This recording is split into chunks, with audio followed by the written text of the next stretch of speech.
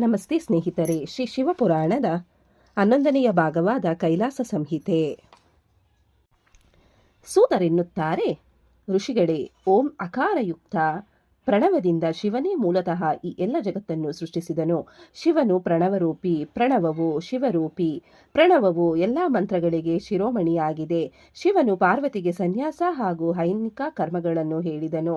ಓಂಕಾರ ರೂಪಿಯಾದ ಈಶ್ವರನನ್ನು ಬಲು ಸಾವಧಾನದಿಂದ ಮನಸ್ಸಿನಲ್ಲಿ ಧ್ಯಾನಿಸಬೇಕು, ವಿಧಿವತ್ತಾಗಿ ಶಿವಪೂಜೆ ಮಾಡಬೇಕು ಎಂದು ಶಿವನು ಹೇಳಿದನಲ್ಲದೆ ಪ್ರಣವ ಪದ್ಧತಿಯನ್ನು ನಿರೂಪಿಸಿದನು. ಸಕಲ ದುಃಖಗಳನ್ನು ದೂರ ಮಾಡುವ ಕಾರಣದಿಂದ ಶಿವನಿಗೆ ರುದ್ರನೆಂಬ ಹೆಸರು ಪ್ರಾಪ್ತಿಯವಾಯಿತು.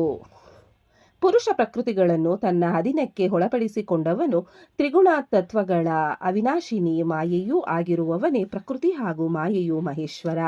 ಶಿವನಿಗೆ ಅರ್ಥಾತ್ ಶಂಕರನಿಗೆ ಶಿವ, ಮಹೇಶ್ವರ, ರುದ್ರ, ವಿಷ್ಣು, ಪಿತಾಮಹ, ಸಂಸಾರ ವೈದ್ಯ, ಸರ್ವಜ್ಞ ಹಾಗೂ ಪರಮಾತ್ಮ ಎಂಬ 8 ಮುಖ್ಯ ಹೆಸರುಗಳಿರುವವು.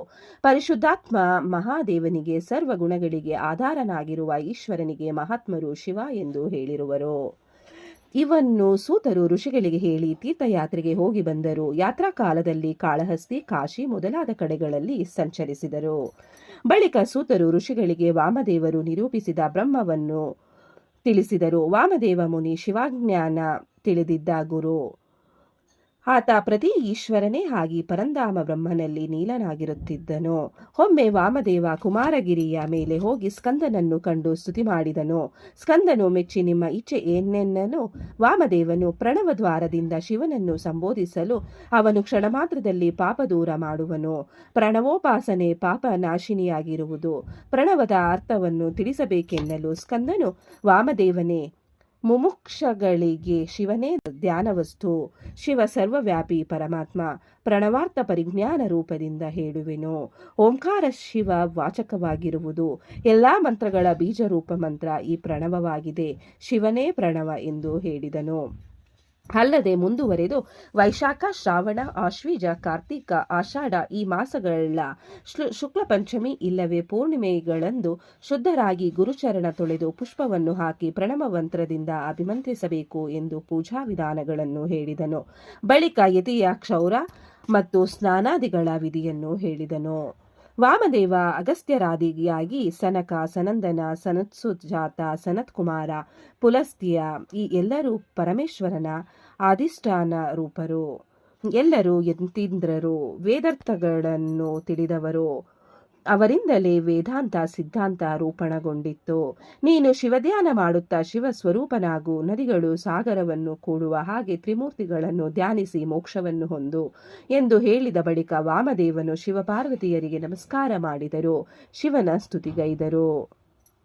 ಇದರಲ್ಲಿಯೇ ಮೊದಲನೆಯ ಭಾಗ ವಾಯುವ್ಯ ಸಂಹಿತೆ. ಸೂತರೆಂದರು, ಋಷಿಗಳೇ, ಬ್ರಹ್ಮನೇ ಸಕಲ ಶಾಸ್ತ್ರಗಳ ಮಧ್ಯದಲ್ಲಿ ಪುರಾಣಗಳನ್ನು ಪ್ರಕಟಗೊಳಿಸಿದನು. ಬಳಿಕ ಅವನ ಮುಖದಿಂದ ವೇದಗಳು ಪ್ರಕಟಗೊಂಡವು. ಮೊದಲು ಮತ್ಸ್ಯ ಪುರಾಣದ ಆವಿಷ್ಕಾರವಾಯಿತು. ಪ್ರಥಮ ಕಲ್ಪದಲ್ಲಿ ಅದೊಂದೇ ಪುರಾಣವಿದ್ದಿತ್ತು. ಬಳಿಕ ಬ್ರಹ್ಮನ ಮುಖದಿಂದ ಎಲ್ಲಾ ಶಾಸ್ತ್ರಗಳ ಪ್ರವೃತ್ತಿಯಾಯಿತು. ಈ ಮೂಲಕ ಬ್ರಹ್ಮನಿಗೆ ಭೂಮಿಯ ಮೇಲೆ ಪ್ರಜೋತ್ಪತ್ತಿ ಕಾರ್ಯ ಮಾಡಲು ಅಸಮರ್ಥತೆಯಾಗಿ ವಿದ್ಯೆಗಳು ಸಂಕ್ಷೇಪಗೊಳ್ಳಬೇಕಾಗಿ ಬಂದು ವಿಷ್ಣುವು ಶಿವಾಜ್ಞೆಯಿಂದ ವ್ಯಾಸನಾಮದಿಂದ ಅವತರಿಸಿ ವ್ಯಾಸರು ವೇದಗಳನ್ನು ಸಂಕ್ಷೇಪ ರೂಪದಲ್ಲಿ 4 ಪ್ರಕಾರಗಳಾಗಿ ವಿಂಗಡಿಸಿದರು. ಇದರಿಂದಲೇ ವ್ಯಾಸರಿಗೆ ವೇದವ್ಯಾಸರೆಂದು ಹೆಸರಾಯಿತು. ಬಳಿಕ ವ್ಯಾಸರು ಪುರಾಣಗಳನ್ನು ಸಂಕ್ಷೇಪಿಸಿಕೊಟ್ಟರು. ಈ ಪುರಾಣಗಳು ಒಟ್ಟು 18 ಇರುತ್ತವೆ. ಇವು ಉತ್ಪತ್ತಿ, ಪದ್ಮಪುರಾಣ, ವಿಷ್ಣು ಪುರಾಣ, ಶಿವಪುರಾಣ, ಭಗವತ ಪುರಾಣ, ನಾರದ ಪುರಾಣ, ಪ್ರಳಯ ವಂಶ, ಮನ್ವಂತರ ಕಥೆ ಇವೆಲ್ಲವನ್ನು ತಿಳಿಸುತ್ತವೆ. ಬ್ರಹ್ಮಪುರಾಣ, ಮಾರ್ಕಂಡೇಯ ಪುರಾಣ, ಅಗ್ನಿ, ವೈವರ್ತ, ವರಹ, ಸ್ಕಂದ, ವಾಮನ, ಕೂರ್ಮ, ಮತ್ಸ್ಯ, ಗರುಡ ಹಾಗೂ ಬ್ರಹ್ಮಾಂಡ ಇವು ಈ ಪುರಾಣಗಳಾಗಿವೆ.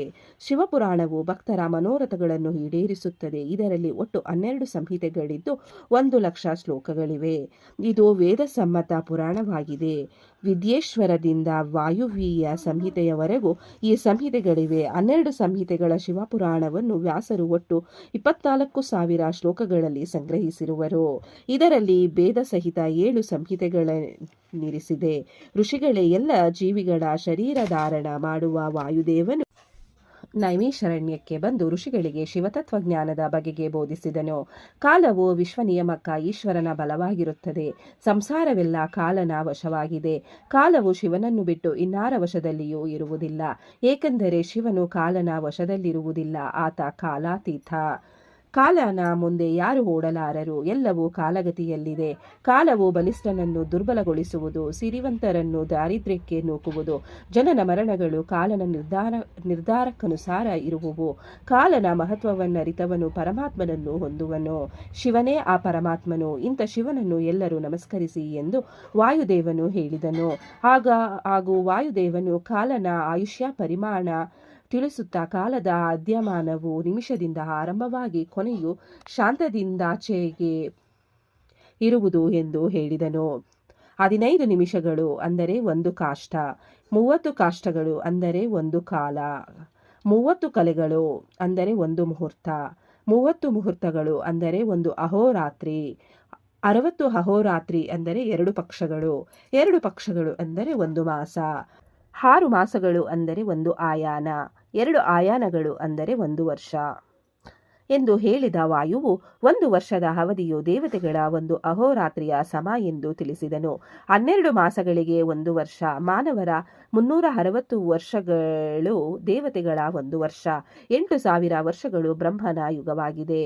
ಬಳಿಕ ವಾಯುದೇವನು ಋಷಿಗಳಿಗೆ ಪ್ರಳಯಕಾರ್ತರನ ಬಗೆಗೆ ಬ್ರಹ್ಮಾಂಡ ಸ್ಥಿತಿಯ ವಿಷಯ ಕುರಿತು ಪ್ರಸ್ತಾಪಿಸಿ ಬ್ರಹ್ಮ, ವಿಷ್ಣು ಇವರ ಸೃಷ್ಟಿಯ ವರ್ಣನೆ ತಿಳಿಸಿದನು.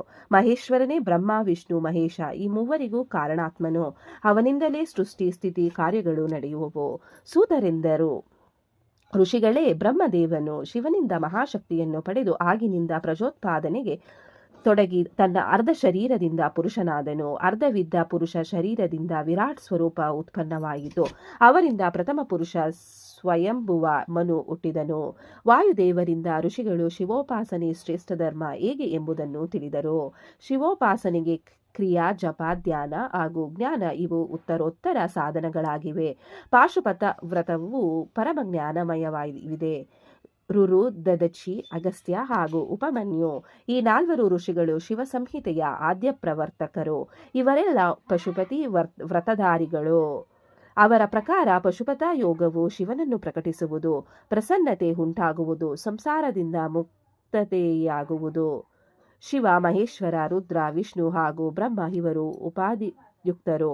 ಉಪಾಧಿ ದೂರವಾಗಲು ಈ ಎಲ್ಲ ಭೇದಗಳ ನಿವೃತ್ತಿಯಾಗುತ್ತದೆ. ಈಶ್ವರನು ಜಗತ್ಪತಿ, ಎಲ್ಲ ತತ್ವಗಳನ್ನರಿತವನು. ಅವನು 8 ನಾಮಗಳಿಂದ ಅವನನ್ನು ಆರಾಧಿಸಿ ಪ್ರಾಣಾಯಾಮ ಮಾಡಬೇಕು. ಶುಭ ಮನಸ್ಸಿನಿಂದ ಹೂವುಗಳನ್ನು ತೆಗೆದುಕೊಂಡು ಪೂಜಿಸಿ ಜಪ ಮಾಡಬೇಕು. ಅಂತೆಯೇ ಆತ್ಮನಿವೇದನೆ ಮಾಡಬೇಕು.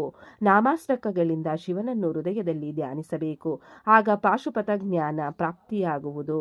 ವಾಯುದೇವರು ಋಷಿಗಳಿಗೆ ಪಾಶುಪತ ವ್ರತದ ಪೂಜಾ ವಿಧಾನವನ್ನು ಹೇಳಿದರು. ಇಲ್ಲಿಗೆ 11ನೆಯ ಭಾಗವಾದ ಕೈಲಾಸ ಸಂಹಿತೆಯು ಮುಕ್ತಾಯಗೊಂಡಿತು. ಈ ಭಾಗವನ್ನು ಕೇಳಿದವರಿಗೂ, ಓದಿದವರಿಗೂ, ಶ್ರವಣ ಮಾಡಿದವರಿಗೂ ಆ ಭಗವಂತ ಒಳ್ಳೆಯದನ್ನು ಮಾಡಲಿ. ಓಂ ನಮಃ ಶಿವಾಯ. ಧನ್ಯವಾದಗಳು ಸ್ನೇಹಿತರೆ.